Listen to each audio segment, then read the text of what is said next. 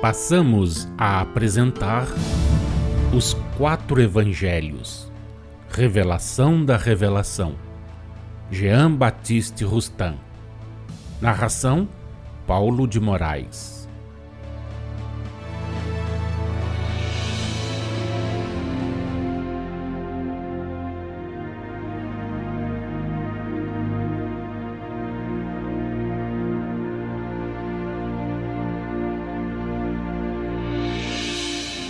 Tendo em vista a origem espiritual de Jesus, a natureza perispirítica do seu corpo, o que já vos revelamos e explicamos, tendo em vista ainda os fatos e circunstâncias que, ignorados e conservados secretos para os homens até aos vossos dias, acabamos de vos revelar, relativos ao que a linguagem humana designa por infância do Filho de Maria, vamos explicar-vos o que respeita ao aparecimento de Jesus no templo entre os doutores e dizer-vos o que foi feito dele durante 3 dias que passou em Jerusalém.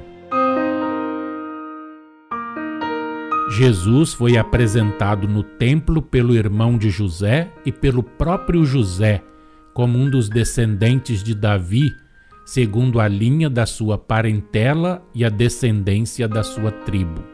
Decorridos os dias da festa da Páscoa, José e Maria regressaram, e Jesus, foi-vos dito, ficou em Jerusalém, sem que eles o percebessem, supondo-o na multidão com alguns dos companheiros de viagem.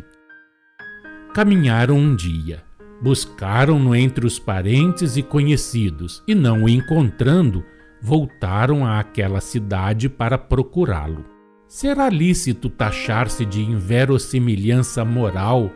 Será lícito pretender-se incrível o fato de haverem Maria e José, que chegaram a Jerusalém no momento em que essa capital regurgitava de estrangeiros, perdido de vista Jesus, que a seus olhos era um menino de 12 anos, e de o terem, quando já de regresso, caminhado um dia inteiro sem perceberem que o menino não vinha com eles? Só a uma temeridade da ignorância se pode atribuir semelhante pecha de inverossimilhança moral. Jesus, já o dissemos, se afizera desde muitos anos a uma existência isenta dos vossos hábitos e relações. Acostumados à sua vida contemplativa e algum tanto selvagem relativamente aos homens, seus pais não exerciam sobre ele a vigilância que exerceis sobre os vossos filhos. Qual a causa da solicitude dos pais com os filhos? A fraqueza, a inconsequência, a ignorância desses pequenos seres que lhes estão confiados.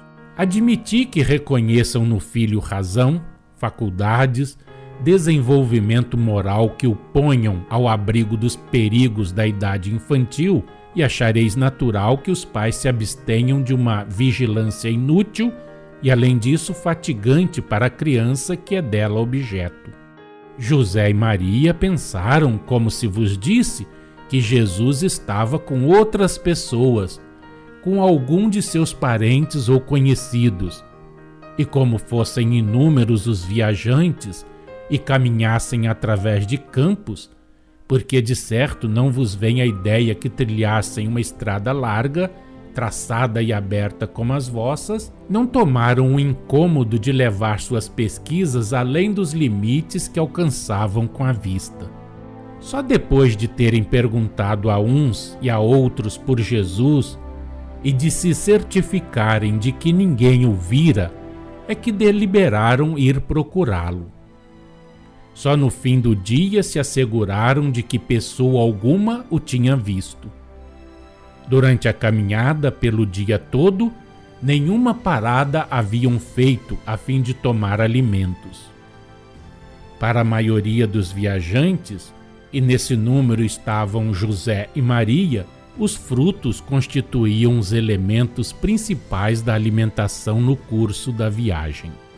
Tendo voltado a Jerusalém, Maria e José encontraram a Jesus no templo, sentado entre os doutores, ouvindo-os e interrogando-os. Ao dar com ele, Maria não lhe disse: Meu filho, como vieste sozinho numa cidade onde és estrangeiro e desconhecido? Quem te recebeu à mesa para te sustentar? Onde te abrigaste para reparar tuas forças pelo repouso e pelo sono? Não, nada disso lhe pergunta. Manifesta apenas a inquietação que lhe causara, assim como a José, a ausência do filho que, sem o saberem, se deixara ficar em Jerusalém, quando na companhia de ambos devia regressar a Nazaré. Se Maria não perguntou a Jesus o que dele fora feito naqueles 3 dias, não foi por saber que seu filho não era formado de matéria igual à dela, mas porque sabia, conforme já vos explicamos, que a sua existência se afastava muito dos hábitos e necessidades da infância. A experiência dos muitos anos transcorridos lhe demonstrara. De fato, ela o tinha visto praticar a abstinência ou jejum completo por 1 ou muitos dias, quando permanecia no seio da família. Ausentar-se às vezes também por 1 ou muitos dias, sem que nessa alternativa de estado em casa ou de ausência houvesse qualquer coisa de regular e periódico. Que fora feito de Jesus durante aqueles 3 dias?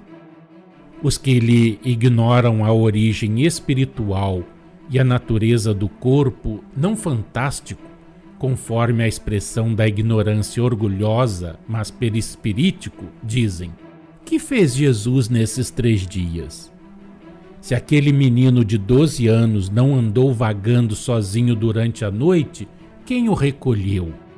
Semelhantes perguntas são naturais, partindo dos que consideram Jesus um homem como vós outros. Entretanto, os que hão estudado as línguas e também, por conseguinte, os costumes orientais, poderiam dar testemunho de que não era raro ver-se sob aquele céu homens, mulheres e crianças passarem a noite ao relento, envoltos nas suas capas. Em face do conhecimento que vos demos da origem do Cristo, do seu corpo fluídico, da natureza perispirítica, deveis compreender que o menino não se atormentou por uma pousada, não teve que se afadigar por achar um albergue. Os que propõem tais questões deveriam propô-las com humildade, com o sentimento da sua ignorância e com o desejo sincero de se esclarecerem, não com uma presunçosa incredulidade, negando as manifestações espirituais, a revelação evangélica e a nova revelação, que traz aos homens os segredos de além-túmulo, a ciência das relações do mundo visível com o mundo invisível, a luz e a verdade, as vias e meios de progresso intelectual e moral, pelo saber, pela caridade e pelo amor. Eis o que fez Jesus nos 3 dias que esteve em Jerusalém. Ao abrir-se o templo, entrava com a multidão e com a multidão saía, quando o templo se fechava. Uma vez fora, e longe dos olhares humanos, desaparecia, despojando-se do seu invólucro fluídico tangível e das vestes que o cobriam, as quais, confiadas à guarda dos espíritos prepostos a esse efeito, eram transportadas para longe das vistas e do alcance dos homens. Voltava para as regiões superiores, onde pairava e paira ainda nas alturas dos esplendores celestes, como espírito protetor e governador da terra. Ao reabrir-se o templo, reaparecia entre os homens, retomando o perispírito tangível e as vestes que o faziam passar por um homem aos olhos dos humanos.